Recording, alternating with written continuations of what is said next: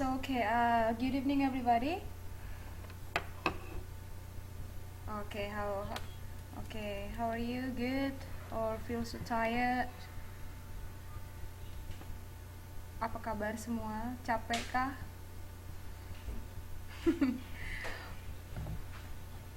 Capek banget. Walaupun capek tetap harus belajar ya. I call your name first. Desti ada, Dian Listiani, Muntrik abis ini, nggak ada. Yana Piatun ada, Nurjana, Nur, Nurjana masih di Indo ya. Ratnasari juga nggak ada. Triayu Pujiastuti, Tuti Winarsi, Umi Marifah, ada ya Umi Marifah tadi. Yayuk Widarti,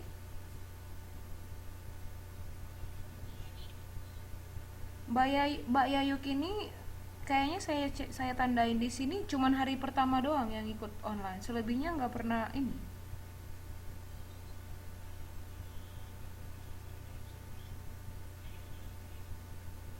Cuman ya, yang saya tandain sih dia hanya online pertama yang ikut. Selebihnya nggak ada. Mm-mm.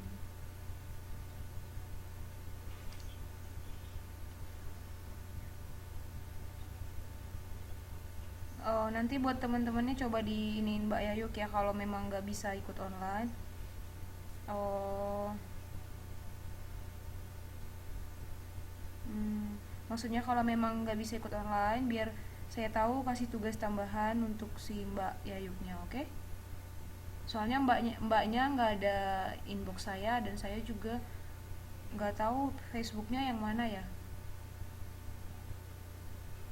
Nanti coba teman-teman tolong hubungi kontak Mbak Yayu supaya dia kalau memang ada maksudnya kendala atau masalah nggak bisa ikut online, coba saya di inbox gitu biar saya tahu kasih tugas tambahan buat dia, oke? Oke, Yeni Aryani, oh Mbak Yeni katanya tadi nggak bisa ikut, dia ada lembur. So kita ada, saya di sini checklist cuma 5 orang, tapi yang hadir 6. Oh, ada yang pakai dua ini ya, dua account ya. Oh, oke, ya udah, oke. Before we start, any questions about the last module? Buat yang gak ikut TTM 2 minggu semalam, ada yang mau ditanyakan? Ada nggak yang baca bukunya? Nggak ada ya? Halo Mbak Triayu. Eh, ada yang mau ditanyakan tentang modul 5? Kenapa? Oh, oke.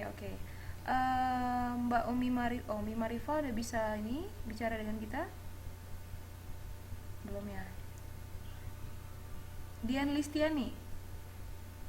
Nah, TTM 2 semalam gak diikut kan? TTM 2 minggu semalam gak ada datang kan? Nah, ada nggak dibaca bukunya modul 5? Belum dibaca. Jadi kalau saya tanya udah bisa dijawab nggak kira-kira?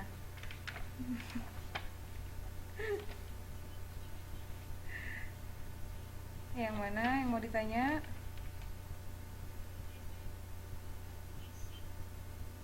Collocation, kita nggak ada bahas collocation rasanya.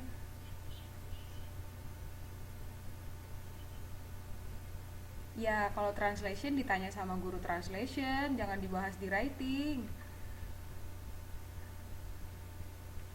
Nanti kita salah jalur dong, salah topik. Halo. Oh, kita tanyanya tadi.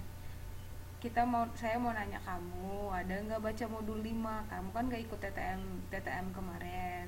So, oke. Mbak Napiatun bisa kasih sedikit apa yang kita diskusikan semalam yang di TTM 2 tentang modul 5? Iya, buat teman-teman yang nggak hadir.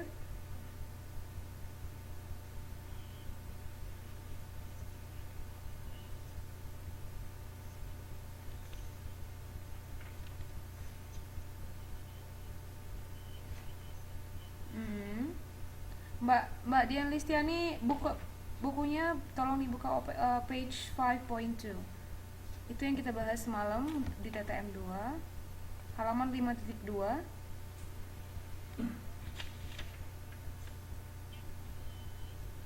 Iya, benar. Oke, silakan dilanjut Mbak Nafiatun.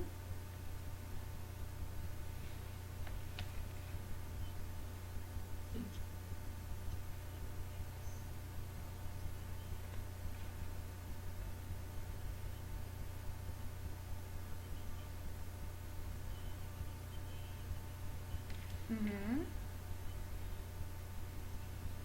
Ya.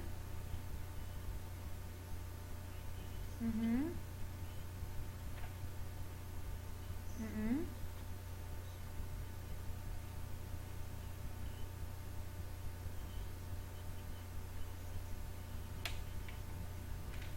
Oke.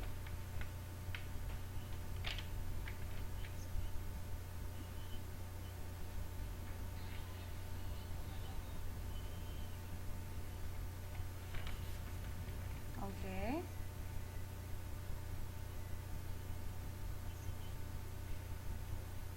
Mhm.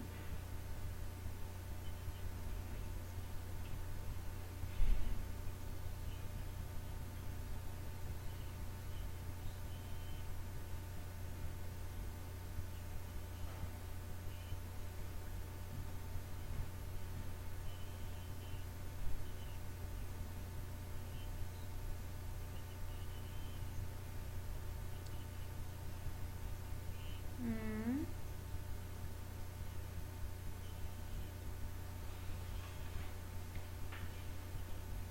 Oke. Iya, benar.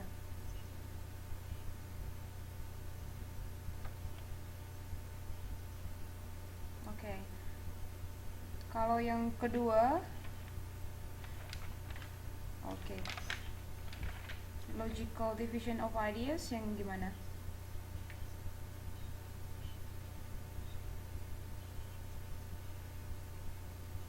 Mhm.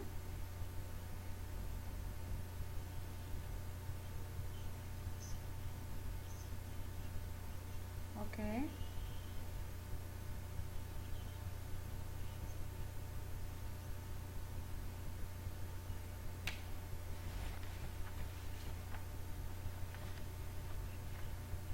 Mhm.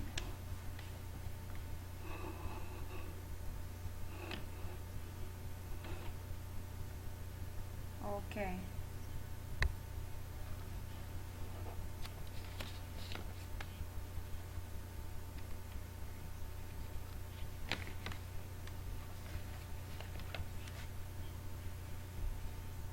Oke, yang ketiga, concrete, ya, order of importance. Mhm.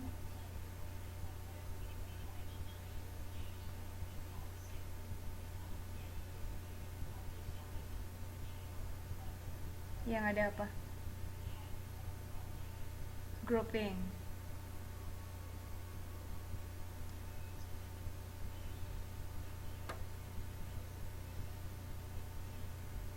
Ka-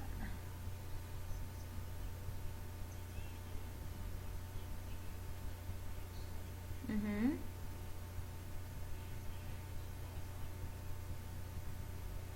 Iya.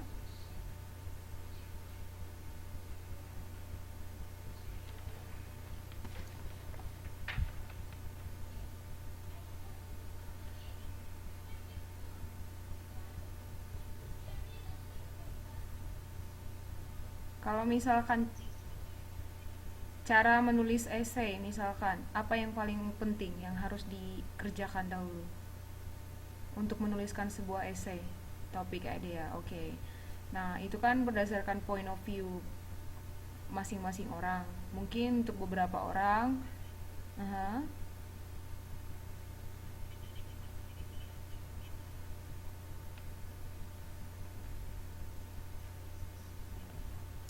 nggak harus supporting sentence, mungkin ada kata lain eh, atau ada seperti misalkan tidak tidak harus dengan menemukan topik dulu, mungkin harus baca buku dulu, baca sumber. Mungkin ada orang-orang yang menuliskan hal-hal seperti itu yang menjadi poin paling penting dalam menuliskan esai. Jadi mereka mungkin mengatakan harus banyak baca dulu, cari sumber yang ini sehingga bisa menemukan topik gitu. Tapi bagi beberapa orang mungkin ya harus ada dulu ide dalam kepala, harus ada dulu ide kita atau topik yang mau kita cari, baru kita bisa cari sumbernya, baru kita bisa baca yang berkaitan dengan topik kita begitu. Jadi beda point of view ya.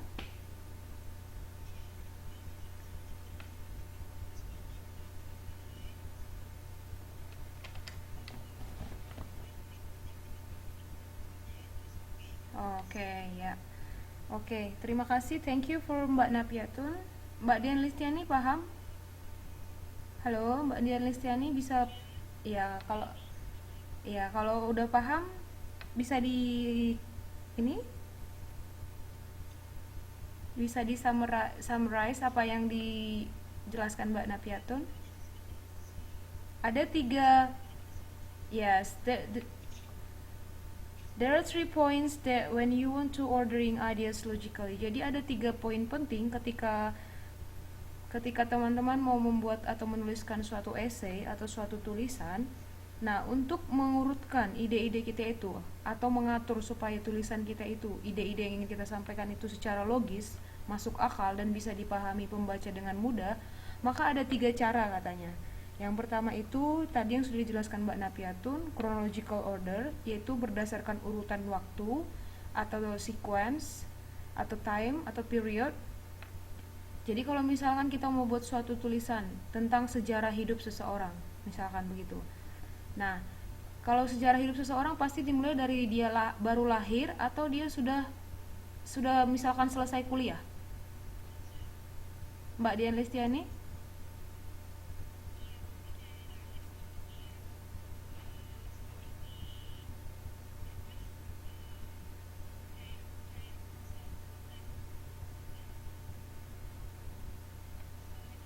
Oke. Ya.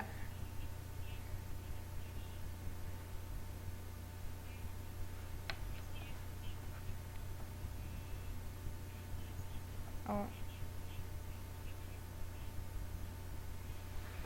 Oke, good. Thank you untuk Mbak Dian Listian. Iya, itu kita gunakan untuk menuliskan sejarah hidup seseorang, yaitu dengan eh, teknik chronological order. Jadi kita mengurutkan setiap kejadian atau setiap event itu berdasarkan kronologi. Oke. Nah, yang kedua, cara kedua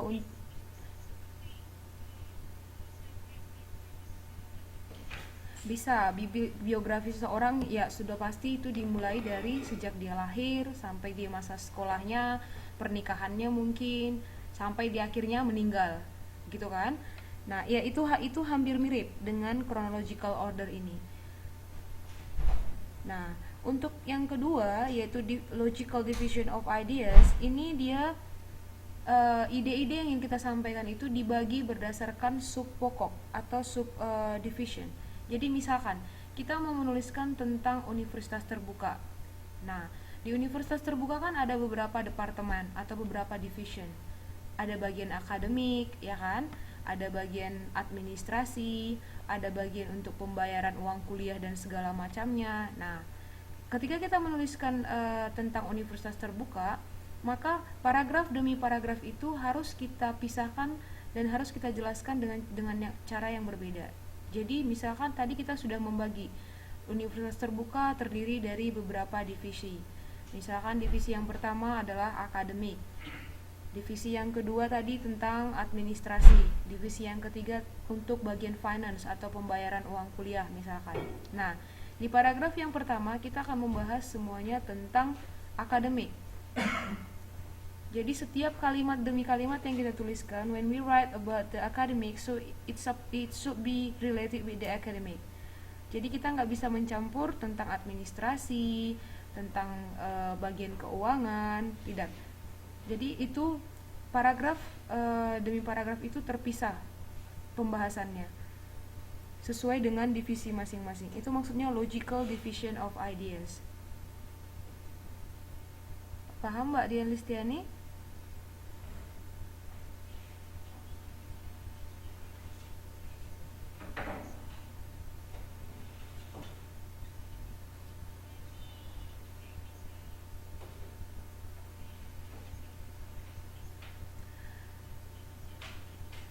Tidak harus company.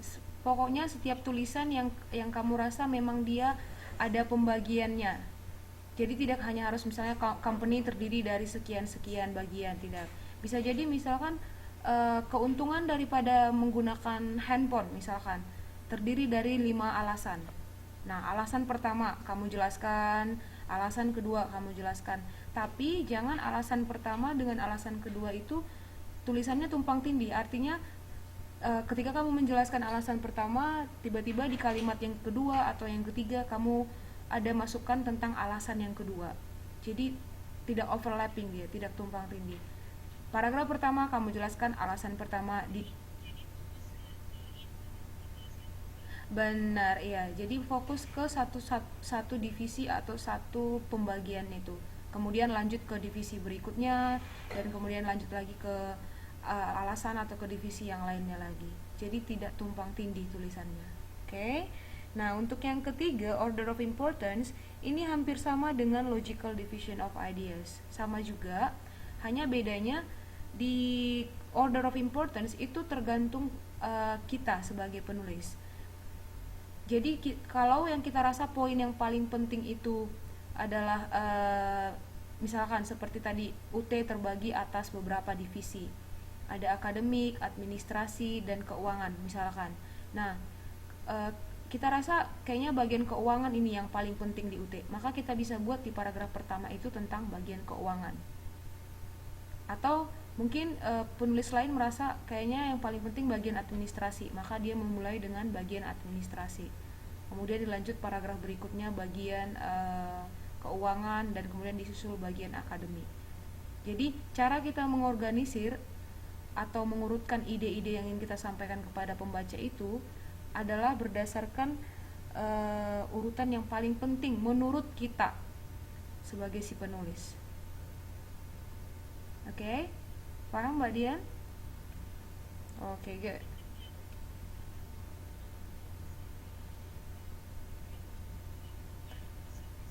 Benar, iya.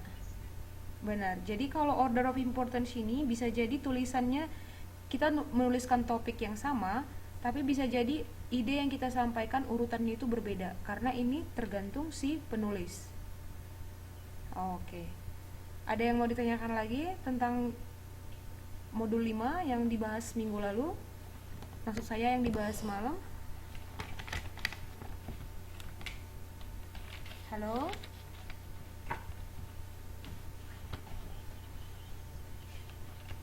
Iya, benar. Ya, Mbak Desti udah ngerti karena semalam dia udah datang kok. Okay, so there's no questions, so we can start for module 6.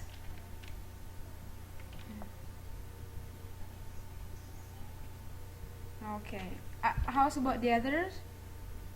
Do you have any questions about module 5? Because I'm not sure that you will really understand even you listen to the video. Walaupun teman-teman mungkin mendengarkan maksud saya untuk video yang semalam, ya belum saya upload, nanti akan saya upload setelah kelas ini. Mungkin tidak terlalu jelas. Jadi kalau memang ada pertanyaan silahkan ditanyakan sekarang sebelum kita lanjut ke modul 6.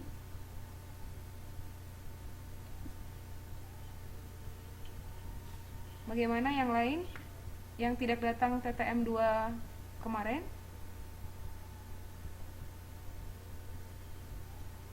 No questions? Okay. Okay, if there's no questions, so let's start to our new module. Please open your book page 6.1. Halaman 6.1. It's about supporting topic sentence.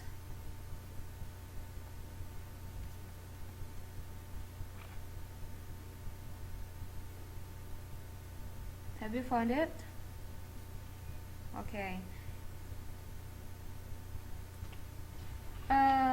Umi Marifa bisa berbicara dengan kita?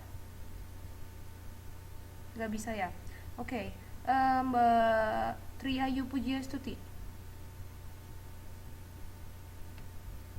Halo, ya? Oke. Can you please read the sentence in that slide? Bisa lihat slide-nya? Iya, yang di slide ya, bukan yang di buku, yang di slide. Bisa lihat? Oke.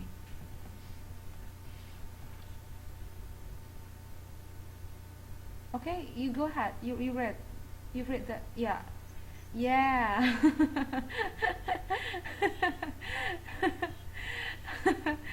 I'm waiting you. Yeah.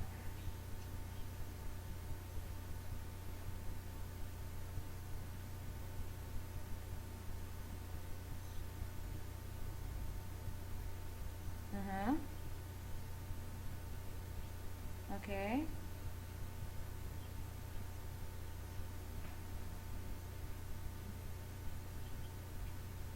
Okay, thank you. So here in module 6 we will talk about supporting topic sentence. What actually supporting topic sentence means that di modul 5 kita tadi bahas bagaimana mengurutkan ide itu secara logik atau masuk akal, ya kan? Nah, kalau di modul 6 sekarang ini kita akan membahas bagaimana kita mensupport topik sentence atau ide yang ingin kita sampaikan kepada pembaca. Katanya di buku, menurut buku ini siswa ataupun mahasiswa sering gagal untuk menyampaikan poin yang ingin mereka sampaikan kepada si pembaca melalui tulisan mereka. Apa sebabnya? Itu dikarenakan tulisan yang mereka buat itu tidak didukung atau tidak di backup oleh fakta ataupun evidence yang cukup. Jadi kalau kita untuk menuliskan suatu esai yang mana untuk menyampaikan ide kita kepada pembaca, kita harus punya fakta ataupun punya evidence atau bukti yang benar-benar bisa meyakinkan si pembaca dengan isi tulisan kita. Karena a good paragraph yang baik itu pada umumnya itu mencakup atau mengandung concrete support, yaitu kalimat-kalimat pendukung yang memang dia nyata atau dia itu ada faktanya gitu. Jadi tidak hanya sekedar opini kita saja, tapi tidak didukung dengan bukti-bukti yang ada. Karena kalau hanya berdasarkan opini, orang tidak cukup yakin untuk membaca tulisan kita. Apalagi kalau dalam bidang akademik seperti esai, tesis atau apapun yang berkaitan dengan akademisi, itu harus didukung dengan fakta ataupun evidence yang cukup kuat. Jadi bagaimana caranya untuk menyampaikan ide kita dalam tulisan sehingga pembaca yakin, oh tulisan ini iya benar, bahwa yang disampaikan oleh si penulis ini benar adanya karena didukung oleh bukti yang ada dan juga bukti-bukti yang konkret gitu. Nah, untuk modul 6 ini kita akan membahas bagaimana untuk mensupport topik sentence di dalam tulisan kita. So let's see the next slide. Yeah, the first thing that we can do to support our topic sentence is include facts or opinions. Nah, jadi katanya in our book page 6.2, can you open your book page 6.2? Okay, you got it? Facts versus opinions. Okay, before I explain more, what's the meaning of facts? Apa arti facts? Okay, opinions. Okay, how can you define facts? Bagaimana kalian menjelaskan apa itu fakta dan apa itu pendapat seperti yang kalian bilang tadi? What's the difference? Apa perbedaannya? Kenapa?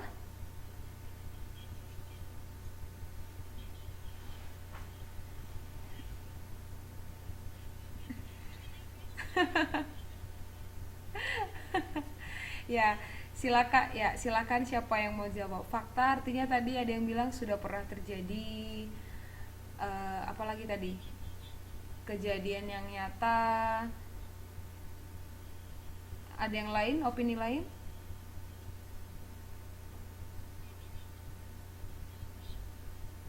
Benar-benar terjadi ada. Biasanya katanya ada ditandai tanggal, apalagi.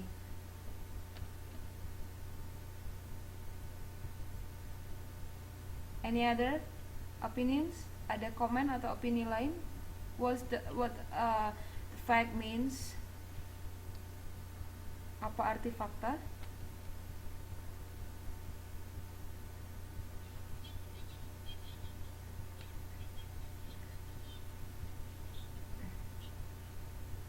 Okay, so how's about if there is a group of people say something, is that opinions or facts?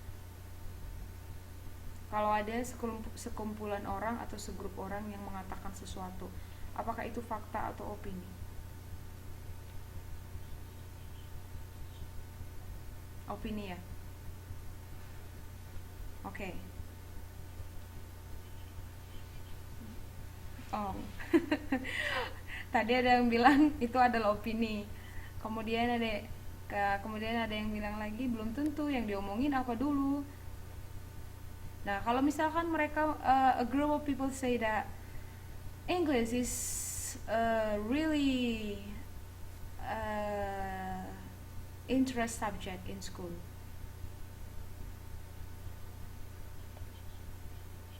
Opinion? English is one of the international language that used in the world. Yes. Fact? Kayaknya. Kayaknya fact.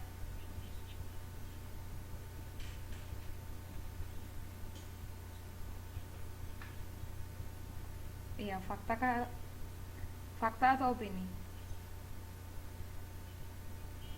Fakta ya. Jadi kita deal ya, sepakat kalau bahasa Inggris adalah salah satu bahasa internasional di dunia. Deal, setuju. Oke, okay. Oke, okay, good. Ya, so kalian udah tahu membedakan fakta dan opini. Oke, okay, it's such a good knowledge, pengetahuan yang cukup baik, sudah bisa membedakan fakta dan opini. Nah, so in English, facts are objective statement of truth. It can be checked and back up with evidence. Ini artinya sama seperti yang sudah teman-teman tadi jawab. Tadi ada yang bilang fact itu adalah sesuatu yang benar ya, dan juga berkaitan dengan tanggal katanya tadi, oke. Dan juga benar-benar nyata. Nah, salah satu ciri-ciri fakta itu yang memang kita bisa menyebutnya suatu fakta adalah dia bisa dia bisa dicek atau diperiksa. Jadi misalkan kalau kita katakan bahasa Inggris adalah salah satu bahasa internasional di dunia. English is one of international language in the world. Nah, ini bisa jadi opini, bisa juga fakta. Nah, apa yang menandakan dia fakta? Maka kita harus cari source atau sumber yang sudah menyatakan bahasa Inggris itu adalah salah satu bahasa internasional di dunia. Jadi kita cari, mungkin ada beberapa paper atau ada beberapa buku yang sudah menyatakan bahwa bahasa Inggris itu termasuk salah satu bahasa internasional. Nah, kalau tidak ada paper yang menyebutkan atau yang menyatakan bahwa bahasa Inggris adalah salah satu bahasa internasional di dunia,